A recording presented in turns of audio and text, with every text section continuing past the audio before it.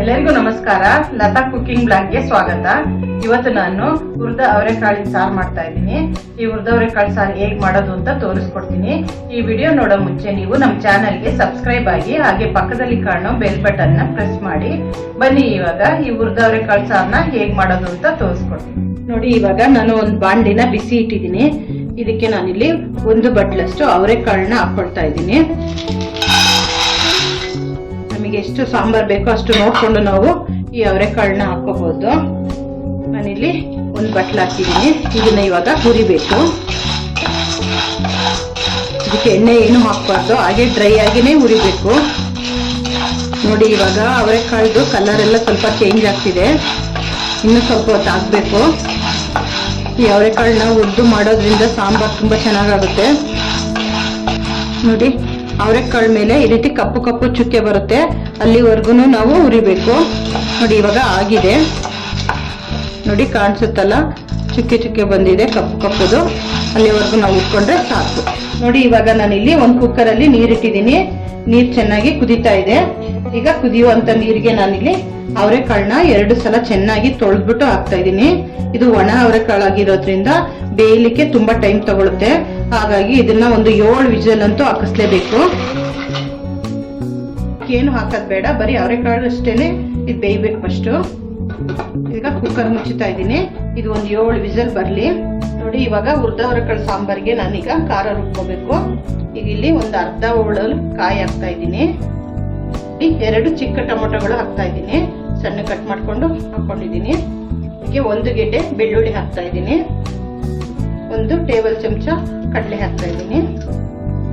ಒಂದು ಅರ್ಧ ಈರುಳ್ಳಿನ ನಾನು ಒಂದು ಸ್ವಲ್ಪ ಎಣ್ಣೆ ಬಿಟ್ಬಿಟ್ಟು ಫ್ರೈ ಮಾಡ್ಕೊಂಡಿದ್ದೀನಿ. ಈ ಅರ್ಧ ಈರುಳ್ಳಿನ ಹಾಕ್ತಾ ಇದ್ದೀನಿ. ಇದು ಹಾಕೋದ್ರಿಂದ ಹುರಿದ ಅವರೆಕಾಳು ಸಾರು ತುಂಬಾ ಚೆನ್ನಾಗಾಗುತ್ತೆ. ಈಗ ನಮಗೆ ಖಾರ ಎಷ್ಟು ಬೇಕಷ್ಟು ನೋಡ್ಕೊಂಡು ಇಲ್ಲಿ ಸಾರಿನ ಪುಡಿ ಹಾಕ್ತಾ ಇದ್ದೀನಿ. ನೋಡಿ, ಇವಾಗ ಖಾರಕ್ಕೆಲ್ಲ ಹಾಕಾಗಿದೆ. ಈಗ ಇದನ್ನ ನೈಸಾಗಿ ರುಬ್ಕೋಬೇಕು. ನೋಡಿ, ಇವಾಗ ರುಬ್ಬಿದ್ದೆಲ್ಲ ಆಗಿದೆ. ನೋಡಿ, ಇವಾಗ ಕುಕ್ಕರ್ ಎಲ್ಲ ತಣ್ಣಗಾಗಿದೆ. ಈಗ ಓಪನ್ ಮಾಡ್ತಾ ಇದ್ದೀನಿ. ನೋಡಿ, ಕಾಳೆಲ್ಲ ನೀಟಾಗಿ ಬೆಂದಿದೆ, ಚೆನ್ನಾಗಿ ಬೆಂದಿದೆ. ಈಗ ನಾನು ತೊಳೆದಿಟ್ಕೊಂಡಿರೋಂತ ಬದನೆಕಾಯಿ ಮತ್ತೆ ಆಲೂಗಡ್ಡೆ ಹಾಕ್ತಾ ಇದ್ದೀನಿ.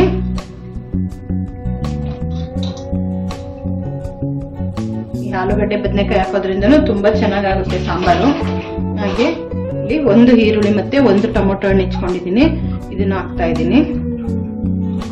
ಇದನ್ನೆಲ್ಲ ಮಿಕ್ಸ್ ಮಾಡಬೇಕು. ಆಲೂಗಡ್ಡೆ ಮತ್ತೆ ಬದನೆಕಾಯಿ ಚೆನ್ನಾಗಿ ಬೇಯಬೇಕು. ಈಗ ಕುಕ್ಕರ್ ವಿಸಲ್ ಏನು ಹಾಕೋದು ಬೇಡ, ಹಾಗೇನೆ ಮುಚ್ಚುತ್ತಾ ಇದ್ದೀನಿ. ಸ್ವಲ್ಪ ಇದು ಆಲೂಗಡ್ಡೆ ಮತ್ತೆ ಬದನೆಕಾಯಿ 2 ಬೇಯಲಿ. ನೋಡಿ, ಇವಾಗ ಬದನೆಕಾಯಿ ಮತ್ತೆ ಆಲೂಗಡ್ಡೆ ಎಲ್ಲ 3/4 ಭಾಗ ಬೆಂದಿದೆ. ಈಗ ರುಬ್ಬಿಟ್ಕೊಂಡಿರುವಂತ ಮಸಾಲ ಹಾಕ್ತಾ ಇದ್ದೀನಿ.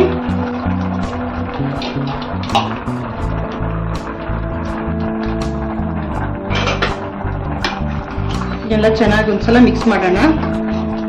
ಈಗ ನಮಗೆ ಎಷ್ಟು ಸಾರು ಬೇಕಷ್ಟು ನೋಡ್ಕೊಂಡು ನಾವಿಲ್ಲಿ ನೀರು ಸೇರಿಸ್ಕೋಬೇಕು. ಸ್ವಲ್ಪ ನೀರು ಹಾಕ್ತಾ ಇದ್ದೀನಿ. ಈ ಹದದಲ್ಲಿ ಇರಬೇಕು.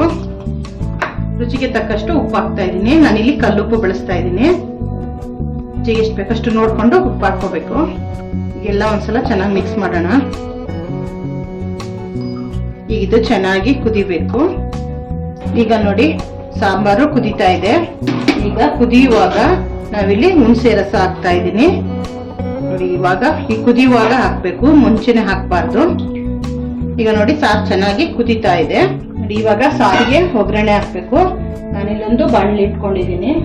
ಇದಕ್ಕೆ 1 ಸ್ಪೂನ್ ಅಷ್ಟು ಎಣ್ಣೆ ಹಾಕ್ತಾ ಇದ್ದೀನಿ. ಎಣ್ಣೆ ಬಿಸಿ ಆಗಿದೆ. 1 ಸ್ಪೂನ್ ಅಷ್ಟು ಸಾಸಿವೆ ಹಾಕ್ತಾ ಇದ್ದೀನಿ.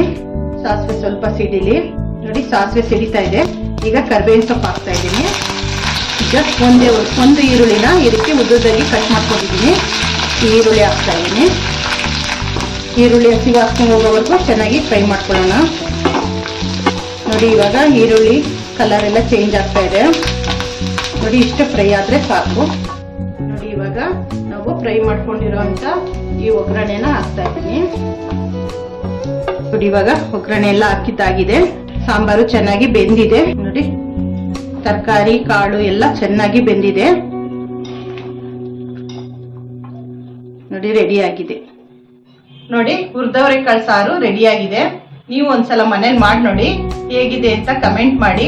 ಹಾಗೆ ನಮ್ಮ ಚಾನಲ್ಗೆ ಸಬ್ಸ್ಕ್ರೈಬ್ ಆಗಿ.